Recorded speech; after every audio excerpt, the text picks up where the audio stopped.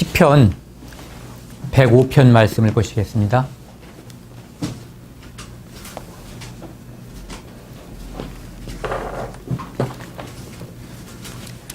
시편 105편 말씀을 이게 45절까지 있는데요. 길지만 한번 천천히 또박또박 이렇게 맞춰가면서 같이 읽도록 하겠습니다. 여호와께 감사하며 그 이름을 불러 아리며 그 행사를 만민 중에 알게 할지어다. 그에게 노래하며 그를 찬양하며 그의 모든 기사를 말할지어다. 그 성호를 자랑하라. 무릇 여호와를 구하는 자는 마음이 즐거울지로다. 여호와 그 능력을 구할지어다. 그 얼굴을 항상 구할지어다. 그 종 아브라함의 후손 곧 택하신 야곱의 자손 너희는 그의 행하신 기사와 그 기적과 그 입의 판단을 기억할지어다. 그는 여호와 우리 하나님이시로다. 그의 판단이 온 땅에 있도다. 그는 그 언약 곧 천대에 명하신 말씀을 영영히 기억하셨으니 이것은 아브라함에게 하신 언약이며 이삭에게 하신 맹세며 야곱에게 세우신 율례 곧 이스라엘에게 하신 영원한 언약이라. 이르시기를 내가 가나안 땅을 네게 주어 너희 기업의 지경이 되게 하리라 하셨도다. 때에 너희 인수가 적어 매우 영성하며 그 땅에 객이 되어 이 족속에게서 저 족속에게로 이 나라에서 다른 민족에게로 유리하였도다. 사람이 그들을 해하기를 용납치 아니하시고 그들의 연고로 열왕을 꾸짖어 이르시기를 나의 기름 부은 자를 만지지 말며 나의 선지자를 상하지 말라 하셨도다. 그가 또 기근을 불러 그 땅에 임하게 하여 그 의뢰하는 양식을 다 끊으셨도다. 한 사람을 앞서 보내셨으며 요셉이 종으로 팔렸도다. 그 발이 착고에 상하여 그 몸이 쇠사슬에 매였으니 곧 여호와의 말씀이 응할 때까지라. 그 말씀이 저를 단련하였도다. 왕이 사람을 보내어 저를 방석하며 열방의 통치자가 저를 자유케 하였도다. 저로 그 집의 주관자를 삼아 그 모든 소유를 관리케 하고 임의로 백관을 제어하며 지혜로 장로들을 교훈케 하였도다. 이에 이스라엘이 애굽에 들어가며 야곱이 함 땅에 객이 되었도다. 여호와께서 그 백성을 크게 번성케 하사 그들의 대적보다 강하게 하셨으며 또 저희의 마음을 변하여 그 백성을 미워하게 하시며 그 종들에게 교활히 행하여 하셨도다. 또 그 종 모세와 그 택하신 아론을 보내시니 저희가 그 백성 중에 여호와의 표징을 보이고 함 땅에서 기사를 해하셨다. 여호와께서 흑암을 보내사 어둡게 하시니 그 말씀을 어기지 아니하셨도다. 저희 물을 변하여 피가 되게 하사 저희 물고기를 죽이셨도다. 그 땅에 개구리가 번성하여 왕의 궁실에 있었도다. 여호와께서 말씀을 하신 파리가 오며 저희 사경에 이가 생겼도다. 비 대신 우박을 내리시며 저희 땅에 화연을 내리셨도다. 저희 포도나무와 무화과 나무를 치시며 저희 삶을 찍으셨도다. 여호와께서 말씀하신즉 황충과 무수한 메뚜기가 이르러 저희 땅의 모든 채소를 먹으며 그 밭의 열매를 먹었도다. 여호와께서 또 저희 땅의 모든 장사를 치시니 곧 저희 모든 기력의 시작이로다. 그들을 인도하여 은금을 가지고 나오시게 하시니 그 지파 중에 약한 자가 하나도 없었도다. 그들을 떠날 때에 애굽이 기뻐하였으니 저희가 그들을 두려워함이로다.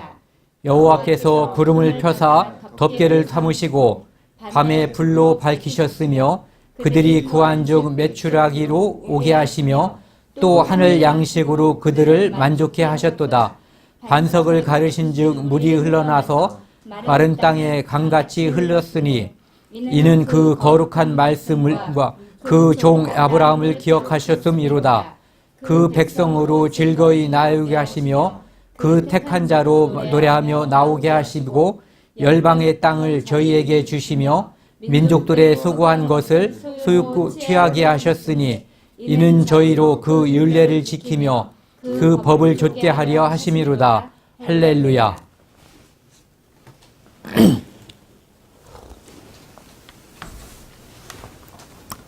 이 시편 105편 말씀은 이제 짧은 역사, 어떻게 보면 긴 역사죠.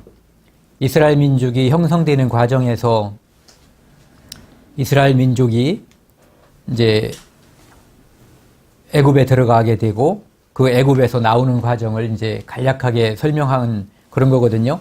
그 전에는 이제 아브라함을 선택하고 또 아브라함의 후손들이 이제 그 허리에서 나오게 되고 그들이 하나님의 백성으로 되는 이 과정 중에 일부분을 이제 선택했거든요. 근데 여기를 보면은 제가 이제 원래 드리고 싶은 말씀은 17절 말씀에서 22절까지 말씀을 이제 오늘 함께 교제를 하려고 합니다. 이제 야곱에게 12아들이 있었는데 그 12아들 중에 이제 11번째 아들이죠. 11번째 아들이 요셉이에요. 요셉은 야곱이 가장 사랑하는 아내 라헬에게서 낳은 첫 번째 아들이죠. 이제 전체적으로는 11번째 아들이 되는 거고요. 그 요셉은 하나님께서도 특별히 요셉을 사랑하셨던 것 같아요. 그 요셉을 통해서 그 민족의 운명, 그 가족의 운명을 미리 말씀해 주시고 그 요셉의 운명을 알려주셨던 것 같아요. 요셉은 꿈을 통해서 그가 다른 형제들보다 위에 있을 거라는 것을 알려주셨거든요. 곡식의 단을 베었는데 요셉이 벤 단에게 다른 형제들이 벤 단이 이제 절을 한다는 것을 형제들에게 알려줌으로써 그 형제들에게 미움을 받았어요. 그건 누가 봐도 요셉에게 자기 형들이 이제 절을 하고 섬긴다라는 그런 의미였죠. 그때는 아직 베냐민이 태어나기 전이었기 때문에 10형들만 존재했을 때죠. 그리고 나중에 또 요셉이 꿈을 꿨는데 그 꿈 내용은 더 가관이었던 거예요. 해와 달과 뭇 별들이 자기에게 절을 한다. 그래서 심지어는 부모님, 엄마, 아버지까지도 이제 요셉의 부하가 될 것이고 요셉을 섬기고 요셉에게 절을 할 것이다라는 그런 말을 함으로써 요셉은 형제들에게는 미움을 받게 됐고 요셉의 아버지 야곱은 하나님의 인도함을 받았던 사람이기 때문에 그 꿈에 대해서 그 요셉이 이야기한 거에 대해서 마음에 두었다 이렇게 되어 있거든요. 근데 여기 17절부터 22절까지를 다시 한번 읽어보겠습니다. 한 사람을 앞서 보내셨으며 요셉이 종으로 팔렸도다. 그 발이 착고에 상하며 그 몸이 쇠사슬에 매었으니 곧 여호와의 말씀이 응할 때까지라. 그 말씀이 저를 단련하였도다. 왕이 사람을 보내어 저를 방석하며 열방의 통치자가 저로 자유케 하였도다. 저로 그 집이 주관자를 삼아 그 모든 소유를 관리케 하고 임의로 백관을 제하며 지혜로운 장로들을 교훈하게 하였도다. 이제 요셉이 애굽에 건너가서의 이제 일이 여기 나와 있지만 실제로 요셉은 아주 어려운 삶을 살았던 사람이거든요. 비록 엄마가 다른 형들이지만 그래도 그는 형들이었거든요. 아버지가 같았죠. 그런데 그 형들에 의해서 구덩이에 빠뜨림을 당했고 그래서 죽을 뻔했어요.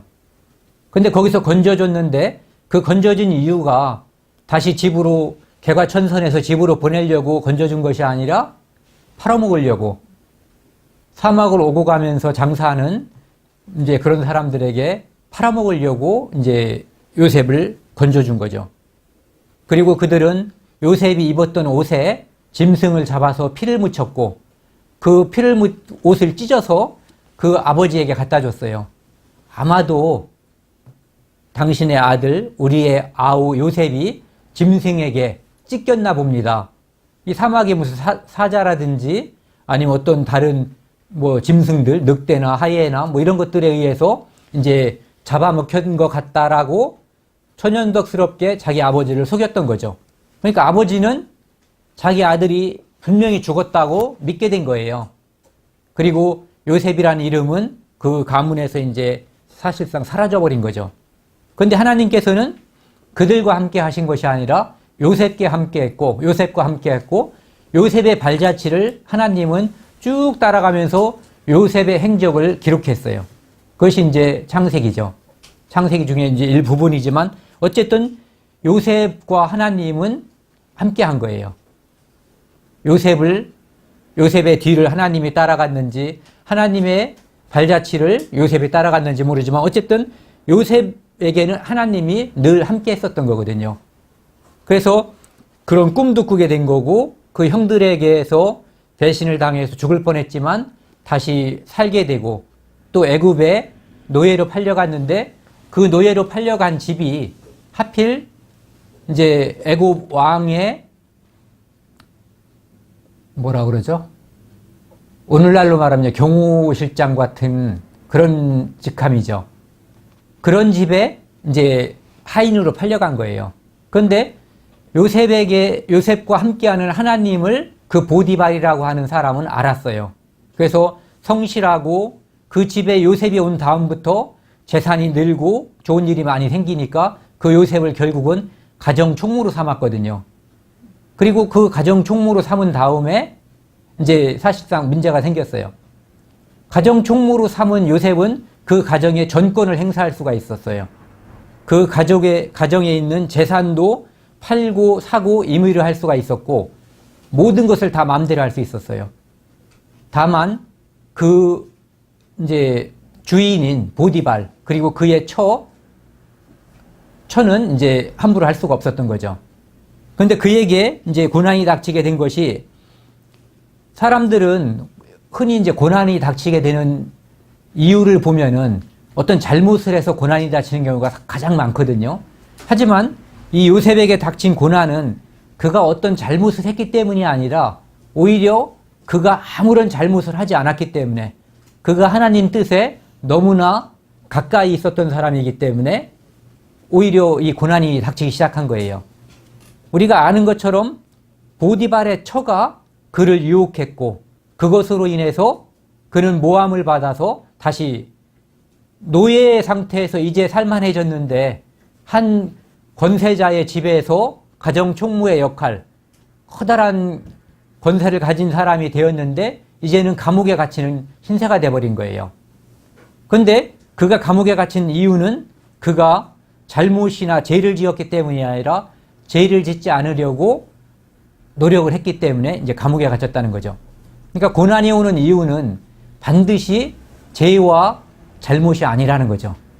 특히 이제 그리스도인들, 요셉이라고 하는 것은 그리스도 예수님의 그림자란 말을 많이 하거든요.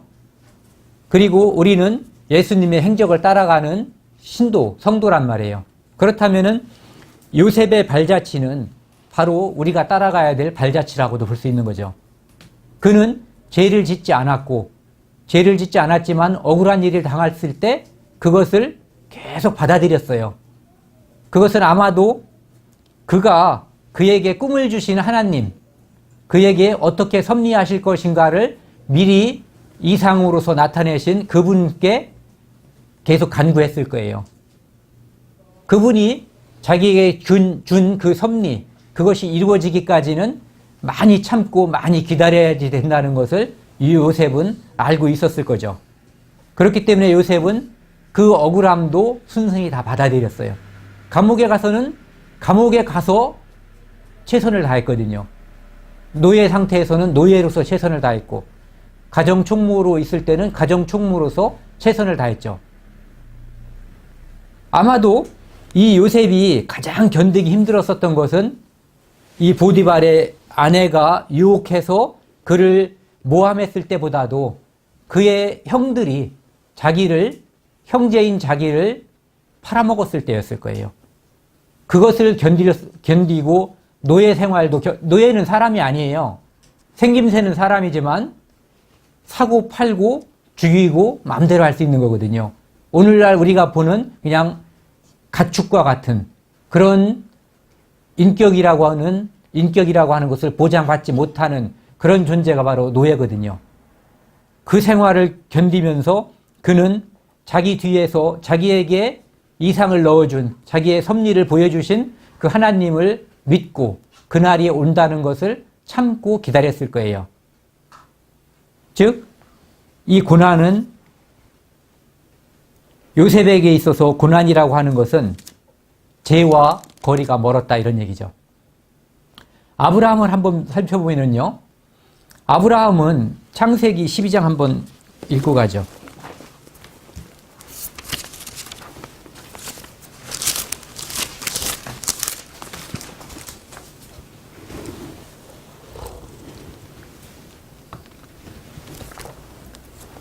창세기 12장 1절부터 3절까지 함께 읽겠습니다.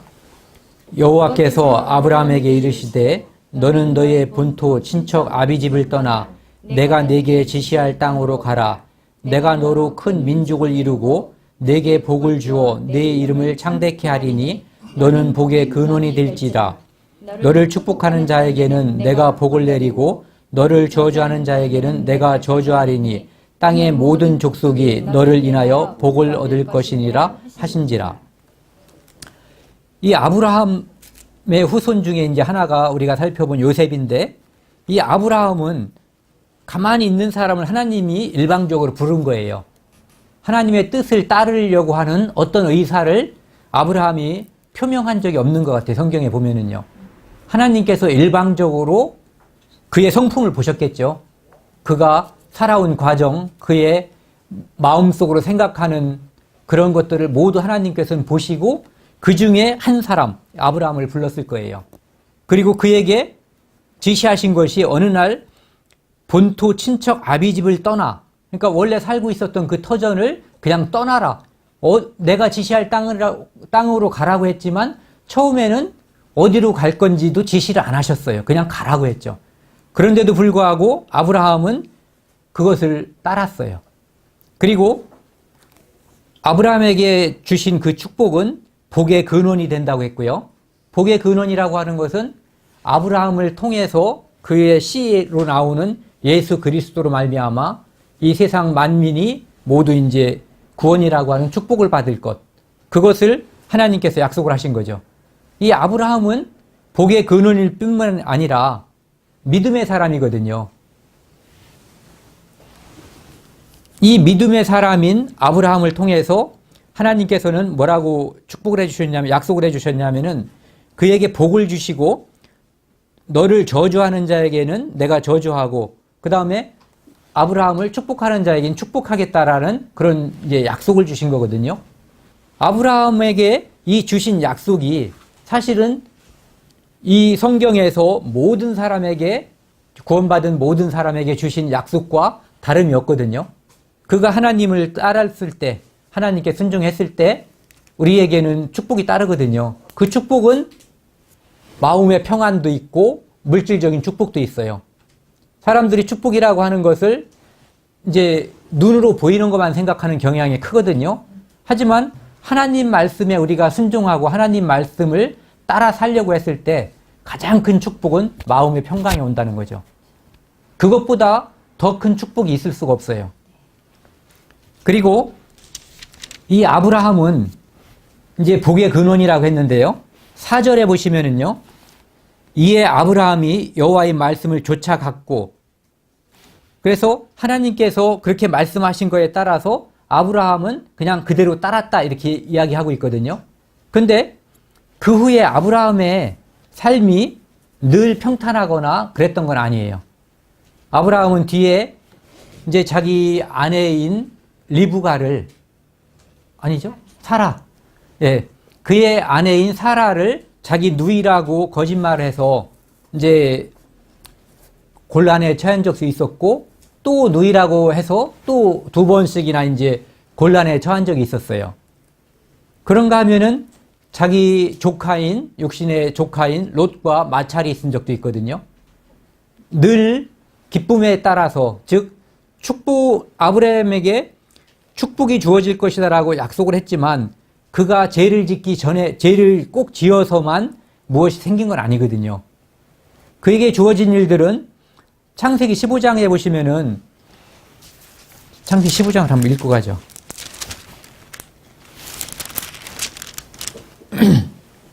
창세기 15장 1절에서 6절까지 함께 읽겠습니다. 이후에 여호와의 말씀이 이상 중에 아브라함에게 임하여 가라사대 아브라함아 두려워 말라 나는 너의 방패요 너의 지극히 큰 상급이니라. 아브라함이 가로되 주 여호와여 무엇을 내게 주시려니까 나는 무자하오니 나의 상속자는 이 다메섹 알리에셀이니이다. 아브라함이 또 가르되 주께서 내게 씨를 아니 주셨으니 내 집에서 길리운 자가 나의 후사가 될 것이니이다. 여호와의 말씀이 그에게 임하여 가라사대 그 사람은 너의 후사가 아니라 내 몸에서 날 자가 내 후사가 되리라. 그리고 그를 이끌고 밖으로 나가 가라사대 하늘을 우러러 뭇별을 셀 수 있나 보라. 또 그에게 이르시되 내 자손이 이와 같으리라. 아브라함이 여호와를 믿으니 여호와께서 이를 그의 의로 여기시고. 하나님께서 아브라함을 그의 의로 여기신 그 계기는 무엇을 했을 때가 아니라 완전히 불가능한 것, 보이지 않는 그것을 하나님께서 제시하셨을 때, 그것을 마음으로 믿음으로 받아들였을 때 의로 여겼던 거거든요. 실제로 아브라함은 그 당시에 나이도 많았고 아무런 자식도 없었거든요. 그래서 자기 집 종을 자기 이제 후사로 이제 두고 싶어 했고, 그런데 하나님께서는 내 후사는 내 몸에서 나는 자가 내 후사가 될 거다라고 약속을 해주셨죠. 그래서 이 약속이라고 하는 것, 하나님께서 내 몸에서 나는 자식, 그것이 내 후사가 된다는 것, 그리고 그것이 한두 명이 아니라 하늘에 있는 뭇별과 같이 엄청나게 많을 것이다라고 하는 것을 이제 약속을 해주신 거죠. 그리고 아브라함은 그 약속을 믿어버린 거예요. 지금은 자식도 하나도 없는데. 그래서 이제 그것을 의로 여긴 거죠. 그리고 나서 불가능하다는 것, 현재로서는 불가능하지만 하나님께서는 없는 곳에서 부르시는 분, 없는 것을 있는 것처럼 쓰시는 분, 그런 분이시라는 것을 아브라함은 안 거예요. 그렇기 때문에 마음속에서 아멘 할 수 있었던 거죠. 그래서 창세기 이런 믿음 때문에, 그리고 이제 그 후에 약속대로 처음에는 그 약속이 이루어지지 않으니까 그 몸종 하갈을 통해서 이제 자식을 낳죠. 이스마엘이라고 하는 자식. 하지만 그 후에 하나님께서는 그에게 다시 나타나셔서 네 몸에서 태어날 자가 이삭이고 그가 바로 네 후사다라고 말씀해 주시거든요. 그 약속을 믿는 거예요.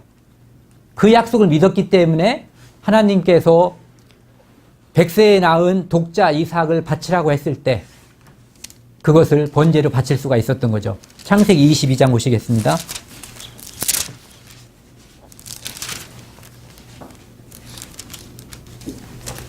22장 1절 2절 같이 읽겠습니다. 그 일 후에 하나님이 아브라함을 시험하시려고 그를 부르시되 아브라함아 하시니라. 그가 가로되 내가 여기 있나이다. 여호와께서 가라사대 네 아들 네 사랑하는 독자 이삭을 데리고 모리아 땅으로 가서 내가 네게 지시한 그 산 거기서 그를 번제로 드리라. 명료한 지시가 있었어요. 모리아 산으로 모리아 땅으로 가서 거기 그 산에서 번제로 드리라. 그리고 아브라함은 그대로 따랐어요. 이 성경에 나와 있는 이 짧은 말씀, 창세기 22장 1절 2절 그리고 그 뒤에 나와 있는 여호와 이레라고 하는 하나님께서 양을 준비한 그 과정까지, 짧지만 이 아브라함이 얼마나 큰 고통과 고난 속에 있었을까 하는 것을 모든 엄마, 아버지들은 다 알 거예요. 하나님께서 바치라고 했으니까 아브라함은 원래 믿음이 좋은 사람이니까 자기에게 하나 있는 그 독자도 그냥 뭐 룰루랄라 하면서 바쳤을 것이다? 절대 그럴 수가 없죠. 그 고통이라고 하는 것은 아브라함이 알아요. 무엇을 아냐면은 하나님이 약속을 해주셨기 때문에 설사 내가 이삭을 죽여도 번제로 바쳐서 태워도 그 이삭이 다시 살아난다는 것을 아브라함은 아는 거예요. 왜? 이삭을 통해서 그 씨가 번창한다고 약속을 하신 하나님의 말씀을 아브라함은 믿었거든요. 하지만 아브라함은 그 믿음이 있다고 해서 자기 자식을 칼로 찌르고 각을 뜨고 번제로 태우는 그것이 고난이 아닐 수가 없는 거죠. 그 심적인 고통과 갈등이라고 하는 것은 이루 말할 수 없이 큰 거거든요. 하지만 약속이 있었기 때문에 믿은 거거든요. 약속이 있었기 때문에 시행한 거죠. 우리도 살면서 고통이 굉장히 많이 있을 수 있거든요. 어떤 것은 내가 도저히 납득할 수 없는데 나에게 주어지는 것들이 있어요.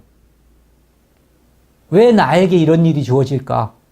내가 이것으로 인해서 또 어떤 것으로 인해서 죄를 짓지도 않았는데 내가 저 사람에게 잘못한 것도 없는데 왜 내게 이런 것이 주어질까? 그런 의문이 우리 마음속에 가득할 때가 많이 있거든요.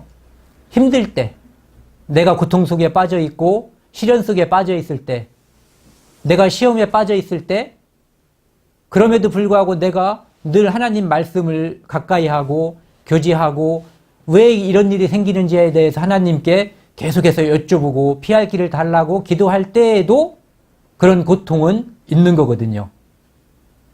근데 이 아브라함이 자기의 독자 이삭을 번제로 바치라고 하는 그 명을 듣고 그것을 수행하기 위해서 가는 그 과정은 바로 아브라함이 하나님 말씀을 순종했기 때문에 생긴 그러한 고난이거든요. 아브라함에게 예를 들어서 저에게 하나님께서 네 아들 하나를 번제로 바쳐라 이렇게 얘기했는데 제가 하나님 말씀을 순종하지 않으면은 하나님이 저를 처벌할까요? 저는 아마도 아닐 거라고 생각을 해요. 하나님은 그럼 너는 믿음이 없구나. 그리고 어쩌면 요구 자체도 안 하시겠죠. 그 엄청난 요구를 아무에게나 하지도 않으실 것이고 그런 요구를 듣지 않았다고 해서 하나님이 저를 특별히 처벌하지는 않으실 거예요. 하지만 그러한 믿음에 대한 것을 특별하게 아브라함이기 때문에 아브라함은 믿음을 가지고 있었다는 것을 하나님이 아시기 때문에 그렇기 때문에 아브라함에게 특별히 그것을 요구한 거죠. 아무에게나 요구하는 것도 아니고요. 그래서 아브라함은 결국은 그 믿음으로 인해서 그 고난 그리고 그 뒤에 믿음의 복의 근원 그 다음에 믿음의 사람이라고 하는 칭호를 다 받을 수가 있었던 거예요. 그가 믿음대로 행동했기 때문에 우리가 뭐든지 다 믿을 수는 있어요. 하지만 진짜 믿는다고 하는 것은 믿는 대로 행동하는 거거든요. 말도 할 수 있어요. 말도 별로 어렵지 않게 할 수 있거든요. 어떻게 하겠다. 하지만 행동으로 그것을 하는 것은 정말 어려운 거고 행동으로 했을 때 그것이 진짜 믿음이라고 볼 수가 있는 거죠. 이 믿음 때문에 아니면 그냥 고난을 받은 사람의 표본을 저는 성경에서 이제 요나라고 하는 사람을 한번 살펴보고 싶은데요. 요나는 제가 개인적으로 이 성경에 많은 의인들, 멋있는 사람들이 많이 있지만 요나를 저는 참 좋아해요. 왜 요나를 좋아하냐 하면은 그 아브라함도 하나님께 진짜 어려운 질문을 계속해서 한 적이 있어요. 하나님께서 소돔과 고모라를 멸망시킨다고 하셨을 때 이제 그 성에 의인이 50명이 있어도 멸망하실 건가요? 여쭤봤죠. 근데 이 50명 안 될 것 같으니까 45명 어때요? 40명은요? 30명은요? 20명은요? 쭉 물어본 거거든요. 그리고 내 주여 노하지 마소서 하면서 다시 10명은 어때요? 하고 또 물어봤거든요. 이것이 저는 그 성경을 보면서 내 주여 노하지 마소서 했지만 그 하나님과 사람 사이가 마치 아버지와 자식, 엄마와 자식처럼 서로 우리가 무엇을 의뢰하고 무엇을 부탁하고 무엇을 말하면 들어주고 하는 그런 사이라고 하는 것을 이 아브라함과 그 질문에서 볼 수가 있는 거거든요. 그리고 그것보다 더 저를 실제로 감동을 시켰던 것은 요나예요. 요나 한번 찾아보죠. 요나 1장이요.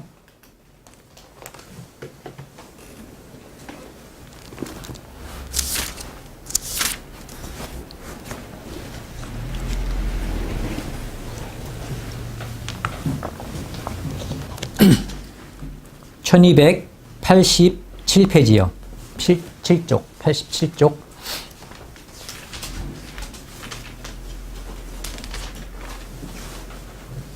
요나서 1장 1절에서 3절까지 같이 읽겠습니다. 여호와의 말씀이 아미떼의 아들 요나에게 임하여 이르시되 너는 일어나 저 큰 성읍 니누에로 가서 그것을 쳐서 외치라. 그 악독이 내 앞에 상달하였음이니라 하시니라. 그러나 요나가 여호와의 낯을 피하려고 일어나 다시스로 도망하려 하여 욥바로 내려갔더니 마침 다시스로 가는 배를 만난지라. 여호와의 낯을 피하여 함께 다시스로 가려고 선가를 주고 배에 올랐더라. 참 재밌죠.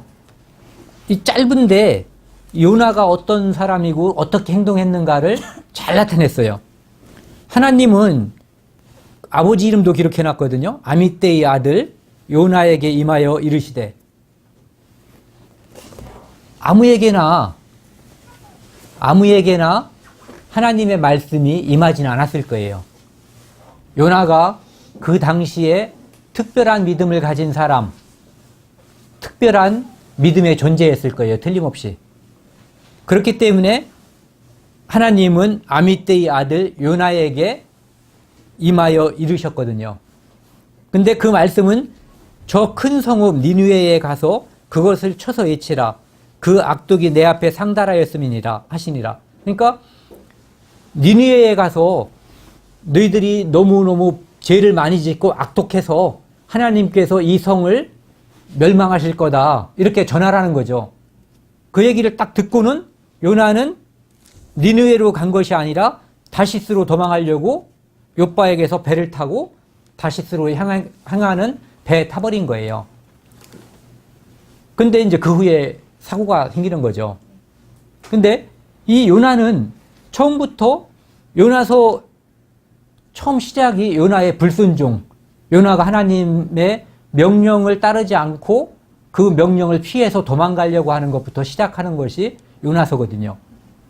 근데 그런 요나를 통해서 하나님께서는 이 성경 말씀을 기록한 거거든요. 그가 분명히 믿음의 사람이었어요. 요나가 그 물고기 뱃속에 들어가서 기도하는 것을 보면은 믿음의 사람이에요.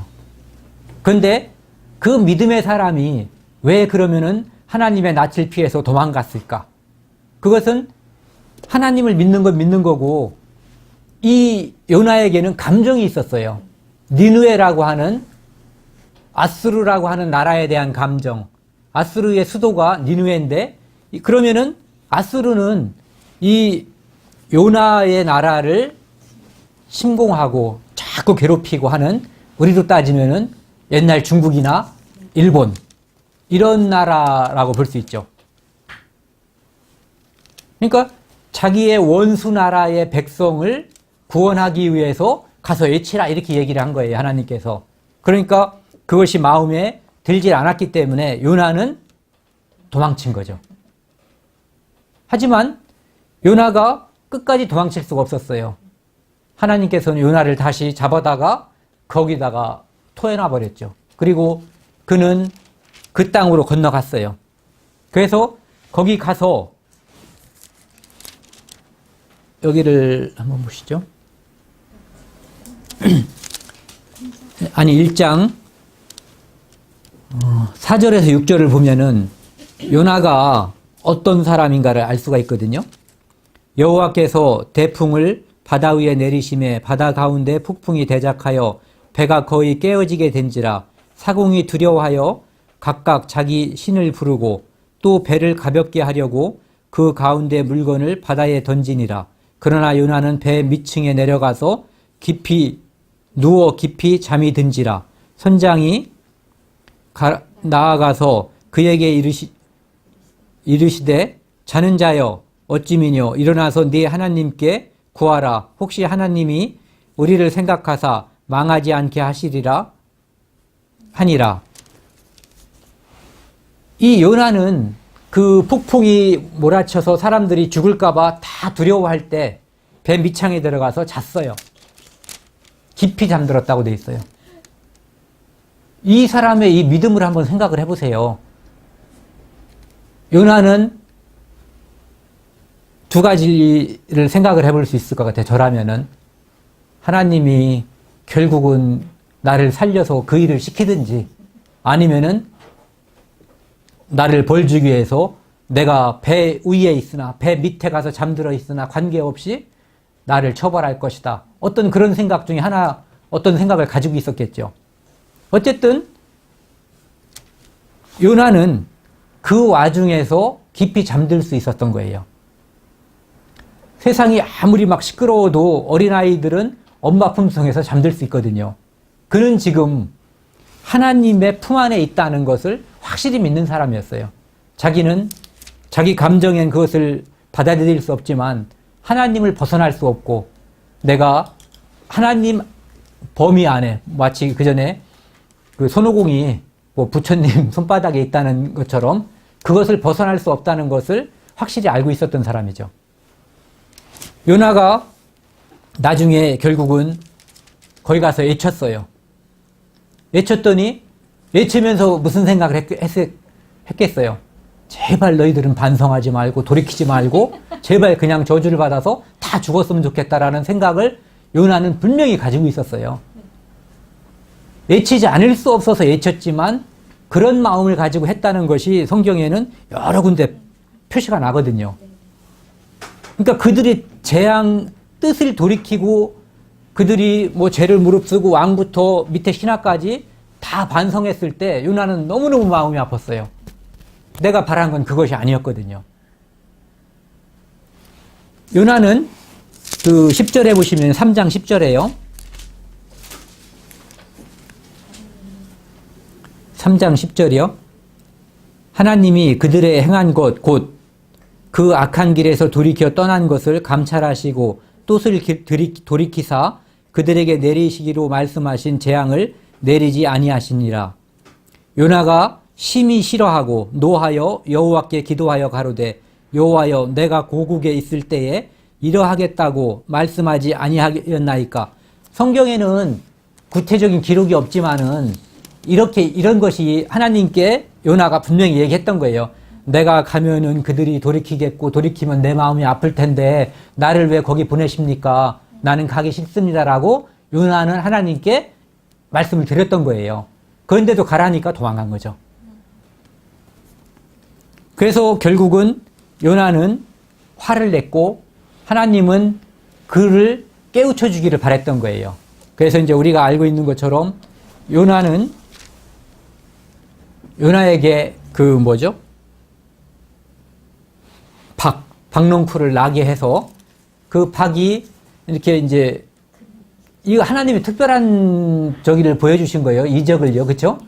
박이 오늘 나서 뭐 이렇게 햇빛에 누워 이렇게 앉아 있는 사람에게 금방 뭐가 생기진 않잖아요. 그 그늘을 만들 수 있을 만큼 성장하진 않는데 요나에게는 특별하게 뭐 이렇게 무슨 콩나물인가 뭐 애들 제 콩나물 예, 그것처럼 이렇게 쫙 자라는 그런 박나무를 갖다가 이렇게 넝쿨을 주신 것 같아요. 그래서 햇빛 쨍쨍 찌는 데서 이제 예, 기분도 안 좋은데 이렇게 앉아 있는 요나에게 하나님께서는 박넝쿨을 주신 거거든요. 그러니까 서늘하고 이제 있을만 하고 기분이 좋았잖아요. 그런데 하나님이 벌레를 보내서 그것을 이제 갉아먹게 하고, 그래서 다시 이제 그늘이 없어져 버리니까 욥이 화를 낸 거죠. 또 욥은 요나가 화를 냈고, 하나님께서는 그 요나에게 그런 말씀을 하시죠. 그 9절부터 한번 제가 읽어볼게요. 하나님이 요나에게 이르시되 네가 이 박농쿨을 인하여 성냄이 어찌 합당하냐. 그가 대답하되 내가 성내어 죽기까지 할지라도 합당하니이다. 정말 제가 요것 때문에 좋아하는 거예요. 하나님께 반발했다는 게 아니라 하나님을 마치 내 엄마, 내 아버지처럼 생각하고 그렇게 행동하는 요나의 믿음이 있다는 거죠. 도망가서가 아니라 하나님이 볼 때는 귀여운 행동이죠. 왜냐하면 그 소나기에 있으니까요. 그리고 결국은 가서 그 일을 하면서도 바락바락 대드는 그런 모습이거든요. 근데 하나님께서는 여호와께서 가라사대 내가 수고도 아니하고 하였고 배양도 아니하였고 하룻밤에 났다가 하룻밤에 망한 이 박농쿨을 내가 아꼈거든. 하물며 이 성읍 니느웨에는 좌우를 분별하지 못하는 자가 12만 명이요 육축도 많이 있나니 내가 아끼는 것이 어찌 합당치 아니하냐. 수많은 사람과 그리고 육축도 있는데 그것을 멸망하지 않고 아끼고 그들이 돌이킬 기회를 주는 것이 하나님의 뜻이 아니겠느냐. 너는 그까짓 거 하루 저녁에 났다가 하루 저녁에 사라지는 그 박농쿨도 그렇게 아꼈고 그것이 사라져서 햇빛 졌을 때 화를 냈다면 내가 내 성품을 가지게 만든 그 사람들 그리고 그들이 아끼는 재산인 육축이 그렇게 많은데 그것을 멸하지 않게끔 어떤 방도를 취하는 것 그것이 하나님으로서 어찌 합당하지 않겠느냐 이렇게 물어본 거죠. 이 요나는 하나님 말씀을 굉장히 대적하는 사람의 모습으로만 생각을 하지만 저는 그를 처음에 하나님 말씀을 듣지 않고 도망간 사람이지만 대적한 거죠. 물론 그것이. 하지만 이 욥기를 통해서 요나를 통해서 본 것은 이 요나의 그 고난이라고 하는 것은 처음에는 하나님 말씀을 대적해서 도망갔기 때문에 생긴 거예요. 그냥 가서 니느웨에 가서 애쳐라 했을 때 쭉 걸어가서 가서 애쳤으면은 뭐 바닷물이 출렁거리는 거 그건 고난도 아니었죠. 잠잤으니까. 근데 물고기 뱃속에 들어간 것은 엄청난 고난이었을 거 아니에요. 두려웠겠죠. 기도한 걸로 봐서 분명히 두려웠을 거예요. 그리고 그 후에 당하는 고난을 한번 생각을 해보자고요. 자기가 싫어하는데 그들이 돌이키고 구원을 받는 그 모습을 바라보는 고난이에요. 근데 그것이 하나님의 뜻에는 합당하다 이거죠. 우리가 살면서 이런 경험이 생길 때가 있어요. 나는 제가 뭐가 잘 되는 것 아니면 뭐가 되는 게 싫어. 그런데 체면상 또는 일반 사람의 정리상 그것을 해야 될 때가 있어요. 그런데 또 그것이 쉽게 받아들여져서 제가 잘 되는 길로 가. 그러면은 마음이 싫어할 수가 있거든요. 그런데 실제로 우리가 이 욥기라고 하는 요나라고 하는 이 성경이 기록된 것은 바로 우리의 그러한 마음들을 우리가 스스로 돌이키고 우리 스스로 반성할 수 있는 그런 기회를 주는 말씀이라고 생각을 해요. 어떤 사람은 마음에 안 드는데 마음에 안 들기 때문에 저 사람하고 계속 이렇게 마음에 안 들면 내가 너무 고통스러워서 직장에서 전도한 사람도 있다고 그래요. 그런데 그 사람이 무슨 맘 먹고 했겠어요? 내 편하자고 한 거예요. 그런데 구원을 받아버리는 거예요. 그러니까 그 직장에서 자기하고 둘도 없는 같은 편이 돼버리는 거예요. 물론 이 요나에는 그런 것이 나와 있지 않지만은 이 우리가 우리 마음을 내 뜻과 관계없이 하나님 뜻에 굴복했을 때 실제적으로 평안이 오고 실제적으로 좋은 결과가 나타나는 거거든요. 이 요나가 끝까지 죽기까지 내가 뭐라 그랬죠? 성내어 죽기까지 할지라도 합당하니이다. 내가 잘못한 거 하나도 없다라고 내가 지금 화나는 것은 당연하다라고 말하고 있지만 욥기는 욥이 어떻게 됐는가에 대해서 요나는 요나가 어떻게 마음을 바꿨는가에 대해서 기록하지 않았어요. 다만 하나님께서 요나에게 네 마음이 그렇다면 그럼 내 마음도 알려주마 하고 하나님의 마음을 요나에게 알려주셨어요. 그리고 그 마음을 요나와 같은 마음을 우리가 가지고 있기 때문에 그 마음을 우리도 미루어서 이제 짐작하고 배워야지 되는 그런 입장이 되는 거죠. 그래서 요나에 대해서 살펴봤고요. 그 다음에 욥에 대해서도 좀 간단하게 살펴봤으면 좋겠어요. 제가 요나서보다 욥을 많이 읽었나 말하다 보니까 요나를 자꾸 욥이라고 말한 적이 있는데 아니 저는 진짜 요나를 좋아해요. 그 욥이라고 하는 사람은 저는 이제 이런 생각을 한번 해봤어요. 이 성경을 읽고 이 말씀을 준비하면서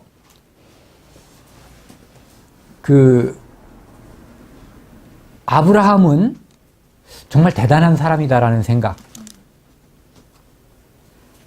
아브라함은 성경이 없잖아요. 아브라함은 그냥 하나님이 들려주고 천사를 만나고 그 다음에 그 말씀을 내 기억에서 되살릴 수 있을 뿐이지 내가 무엇을 다시 한번 읽어보고 그분이 아까 뭐라고 말씀하셨나? 이것을 되새겨볼 만한 그런 말씀이 없던 시절이에요. 우리가 처음에 살펴봤던 요셉도 마찬가지고요. 요셉도 역시 성경이 없었던 시대예요. 그 후에 한참 지나서 모세가 성경을 기록한 거거든요.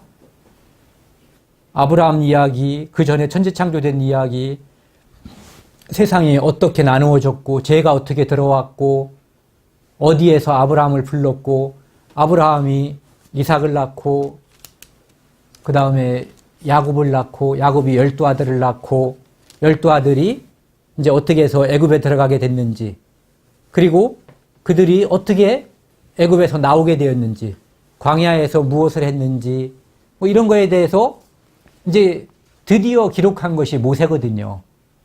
출애굽할 때부터 이제 기록을 했는데 예전 것까지 하나님께서 이상으로 다 이제 모세에게 보여줬기 때문에 기록을 한 거죠. 그렇기 때문에 아브라함도 그 다음에 요셉도 이 성경을 알지 못하던 시대 사람이에요. 그냥 마음속의 양심으로 하나님을 알거나 하나님이 그에게 나타나서 하나님을 아는 우리처럼 자주 배우고 또 읽고 설교도 듣고 교제도 하고 하는 이렇게 좋은 시대에 하나님을 배울 수 있는 좋은 시대가 아니었다는 거죠. 어쨌든 성경 없이 그들은 이 정도의 믿음을 유지했던 그런 사람이에요. 지금 우리가 살펴보는 욥이라고 하는 분도 대략 시대가 모세 시대 정도 된다고 해요. 모세가 살던 시대. 그리고 이 사람이 동방 사람이라고 한 것을 봐서 이스라엘 민족은 아닌 거죠. 근데 그에게 시련이 왔어요. 그에게 고난이 왔거든요.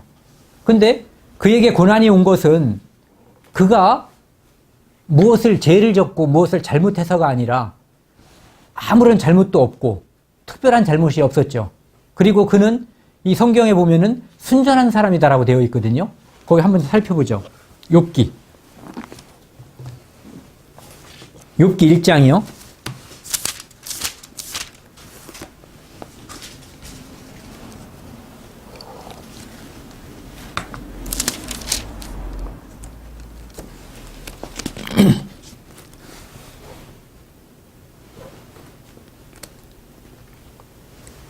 욥기 1장 6절에서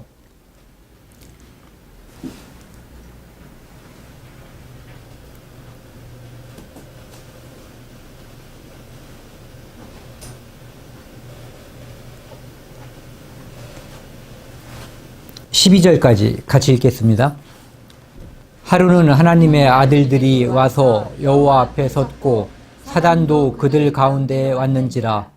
여호와께서 사단에게 이르시되 내가 어디서 왔느냐. 사단이 여호와께 대답하여 이르되 땅에 두루 돌아 여기저기 다녀왔나이다. 여호와께서 사단에게 이르시되 내가 내 종 욥을 유하여 보았느냐. 그와 같이 순전하고 정직하여 하나님을 경외하며 악에서 떠난 자가 세상에 없느니라. 사단이 여호와께 대답하여 가로되 욥이 어찌 까닭 없이 하나님을 경외하니이까. 주께서 그와 그 집과 그 모든 소유물을 산울로 두르심이 아니니이까. 주께서 그 손으로 하는 바를 복되게 하사 그 소유물을 땅에 널리 하셨음이니이다. 이에 주의 손을 펴서 그의 모든 소유물을 치소서. 그리하시면 정령 대면하여 주를 욕하리이다. 여호와께서 사단에게 이르시되 내가 그의 소유물을 다 내 손에 붙이노라. 오직 그의 몸에는 네가 손을 대지 말지니라. 사단이 곧 여호와 앞에서 물러가니라. 이제 앞에는 욥이 어디 사는 사람이고 재산이 얼만큼 많은 사람이고 욥이 하나님과 얼만큼 가까이 지내는 사람인가에 대해서 이야기하고 있거든요. 그리고 어느 날 하나님 앞에 이 사단이 쓴 거예요. 그 사단에게 너 어디서 왔냐고 이제 물으니까 사단이 하는 말이 땅에 두루 돌아 여기저기 다녀왔나이다. 그러니까 이 사단이 하는 짓은 이 세상을 두루두루 다니면서 먹잇감 찾는 게 이 사단의 주된 일인 것 같아요. 그래서 그러니까 하나님께서 이제 사단에게 자랑하고 싶은 사람이 있는 거예요. 너 내 종 욥을 보았느냐.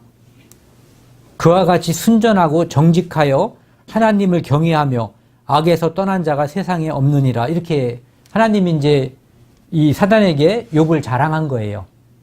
이런 사람도 봤냐? 네가 다니면서 본 사람은 뭐 못된 놈 나쁜 놈하고 사단은 주로 친하다가 왔을 거 아니에요. 근데 이렇게 착한 사람, 순전하고 정직하고 하나님을 경외하고 악에서 떠난 자, 세상에 둘도 없는 그런 사람.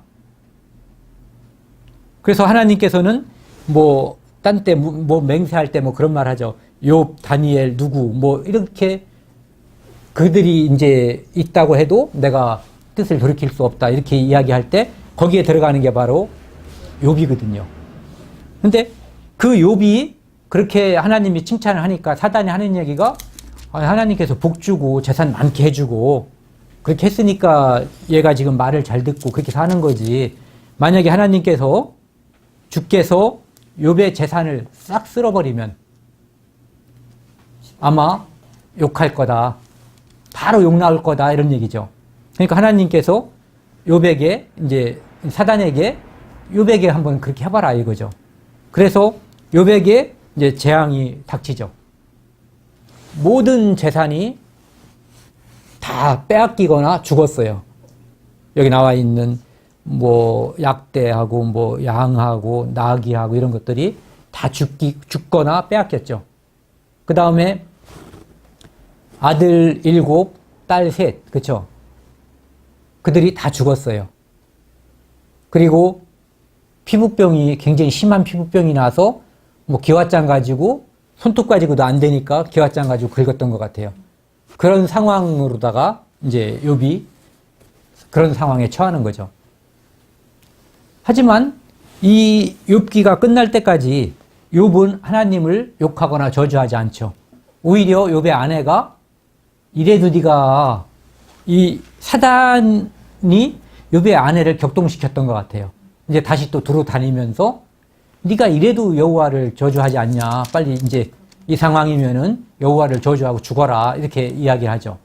하지만 욥은 하나님을 저주하지 않아요. 주신 자도 하나님이고 이제 빼앗은 자도 하나님이신데 내가 어떻게 하나님을 저주하냐 이렇게 이야기하거든요. 그러니까 이 욥의 모습을 보면서 욥이 당한 고난은 욥의 죄에 있지 않다는 거죠. 욥이 무엇을 잘못해서 잘못을 획책해서, 그러니까 과거의 잘못이나 또는 미래에 무엇을 계획했기 때문에 생긴 것이 아니라 오히려 욥이 그 믿음이 순전하고 하나님을 온전히 따르는 그런 마음을 가졌기 때문에 욥에게 이 재앙이 닥쳤던 거예요. 하나님께서는 사단에게 그러한 욥을 시험해 보도록 허락을 하셨거든요. 그리고 이 사단은 자기가 할 수 있는 모든 것을 동원해서 욥을 쓰러뜨리려고, 욥의 입에서 하나님을 저주하는 말이 나오게 하려고 다 했어요. 하지만 욥은 하나님을 저주하지 않았죠. 고난이라고 하는 것은 우리가 그리스도인들에게, 하나님을 믿는 사람에게 고난이라고 하는 것은 잘못해서도 오고 잘못하지 않아서도 온다는 거죠. 오히려 어떤 경우에는 하나님의 뜻에 따라서 살려고 하기 때문에 오는 고난일 때가 많이 있어요. 그런 고난을 우리가 참고 견디면 하나님께 영광이 돌아가고 하나님께 상이 있는 거죠. 근데 거꾸로 우리가 무엇을 잘못해서 사람들에게 고난을 당하고 지탄을 받으면 하나님께 영광이 돌아가는 게 아니라 하나님께 욕이 돌아가고 나한테도 욕이 돌아가는 거죠.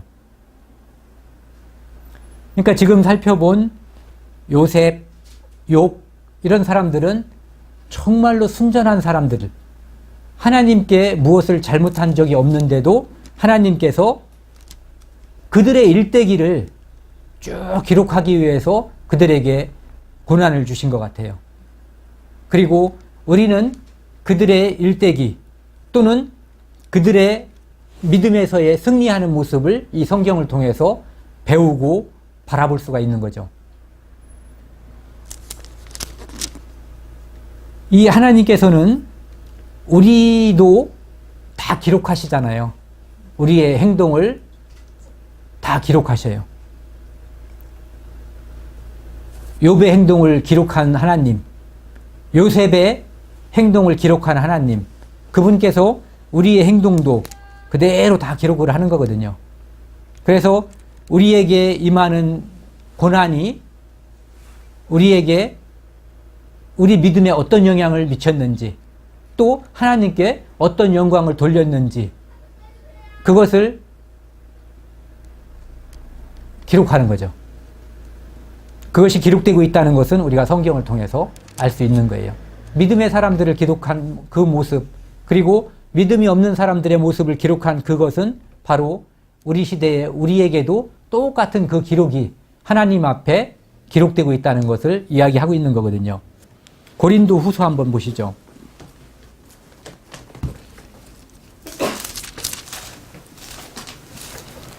고린도 후서 1장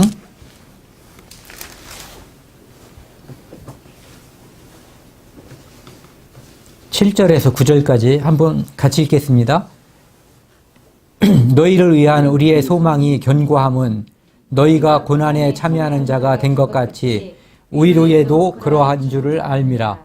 형제들아, 우리가 아시아에서 당한 환난을 너희가 알지 못하기를 원치 아니하노니 힘에 지나도록 심한 고생을 받아 살 소망이 끊어지고 우리 마음에 사형 선고를 받은 줄 알았으니 이는 우리로 자기를 의뢰하지 말고 오직 죽은 자를 다시 살리시는 하나님만 의뢰하게 하심이라.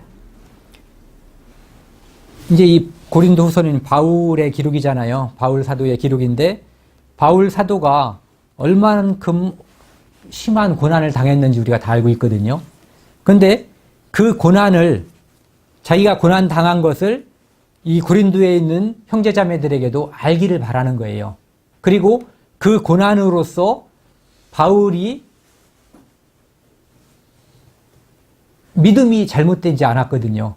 그 고난으로서 믿음이 오히려 견고해졌고, 오히려 그 고난으로 인해서 믿음이 손상된 것이 아니라 그 고난 때문에 그때마다 하나님께 더 매달리고 의뢰하게 됨으로써 하나님의 위로를 고난으로 인해서 더 많이 받은 거예요. 그러니까 고난으로 인해서 하나님과 더 가까워지고 하나님의 위로를 더 배우고 하나님을 의지하는 방법을 더 배우게 되었다는 거죠. 그것이 바울이 생각하는 고난과 환난의 정의예요. 그것으로 인해서 하나님께 더 가까이 가게 된다는 것, 하나님의 위로를 경험하고 하나님을 의지하게 된다는 것. 하나님의 위로를 요나도 받았죠. 박동권도 받았어요. 그리고 하나님의 위로를 욥도 받았어요. 마지막에 욥을 위로하러 왔다가 실제로 욥을 비난하는 그 친구들에게 하나님은 욥이 너희들과는 근본적으로 다른 종자라는 것, 너희들과 다른 믿음을 가진 사람이라는 것, 욥을 칭찬했거든요. 그리고 모든 재산, 그리고 그가 가장 마음이 아팠을 그 자식들을 이제 다시 또 이 땅에서 태어나게 해서 사랑을 나눌 수 있게끔 해줬고요. 그리고 이미 죽어버린 그 자식들에 대해서는 그 욥은 알고 있겠죠. 그들이 이 땅에서 나와 지금 교류하지 못할 뿐이지 하나님께 먼저 가 있다는 것을. 그렇기 때문에 욥은 모년에 큰 위로를 받았다고 되어 있거든요. 그리고 요셉이야말로 처음에는 요셉의 마음은 처음에 자기 형들을 불러들여서 그 요셉의 형들이 애굽에 식량을 사러 왔을 때 그때까지 요셉은 그 형들을 완전히 용서한 게 아니었거든요. 하지만 나중에 그 형들이 이제 볼모로 잡혀 있기를 바라고 그리고 자기 아버지에 대한 사랑을 드러내고 있고 그리고 과거에 자기를 팔아먹은 것, 죽이려고 하다가 팔아먹은 것에 대해서 깊이 뉘우치고 있는 것, 그 모든 것을 알고 나서 이제 그들을 마음에서 용서한 거거든요. 실제로 그 가장 큰 배신이죠. 믿음에 대한 배신처럼 사람이 큰 상처를 받는 게 없어요. 그런데 자기 형들이 자기를 팔아먹었다는 것, 자기를 죽이려고 했다는 것, 그것 때문에 엄청난 배신을 큰 고통을 당했지만 나중에 그들이 뉘우쳤잖아요. 그들이 회개한 것을 보고 그들을 품어준 거거든요. 그래서 그 가족들을 모두 다 그 궁핍함 그 7년 동안에 가뭄에서 건질 수가 있었고 요셉이 그들을 용서했기 때문에 그 모든 것이 가능했던 거거든요. 그리고 요셉 뒤에서 섭리하시는 하나님, 결국은 그 꾼 꿈이 다 이루어졌죠. 그 곡식단이 자기가 벤 곡식단에게 나머지 곡식단이 형들 벤 곡식단이 절한다는 것도 이루어졌고 그들은 실제로 와서 바로에게 절을 했거든요. 그리고 그 아버지도 총리인 그에게 이제 굴복할 수밖에 없는 거죠. 공식적인 자리에서는. 그렇게 함으로써 그 모든 것에 대한 위로를 다 받은 거죠. 시편 보시겠습니다. 시편 119편이요.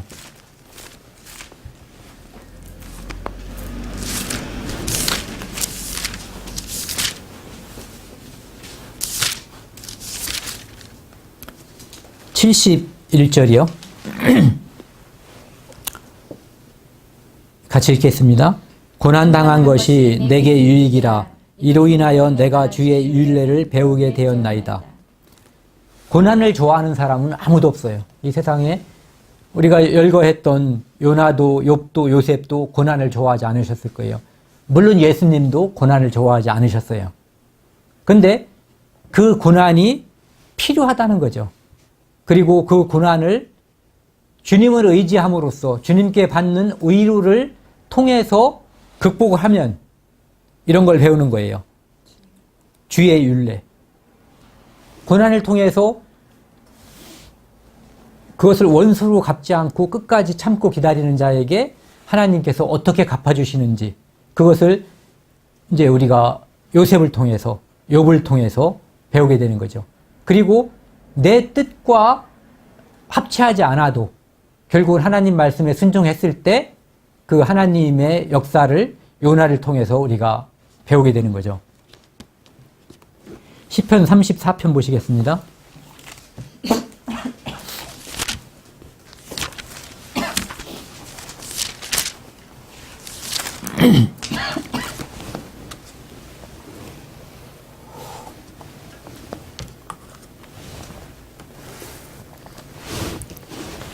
시편 34편 19절 같이 읽겠습니다.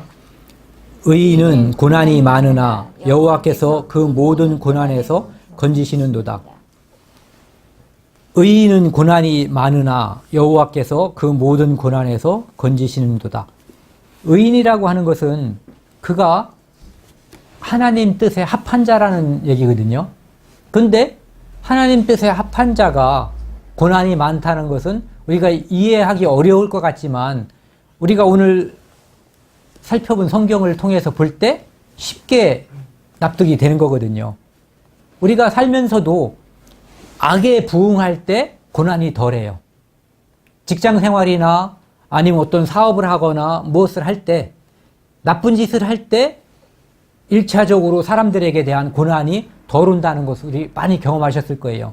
그런데 함께 모의하는, 함께 동참하고자 하는 그 나쁜 일에, 의롭지 않은 일에 거기서 나는 안 해. 이렇게 이야기하면은 바로 고난이 오죠. 많은 사람들이 나를 공공의 적으로, 원래 공공의 적은 나쁜 놈이 공공의 적이어야지 되는데 의로운 사람을 이 세상에서는 공공의 적으로 보는 경향이 굉장히 많이 있어요.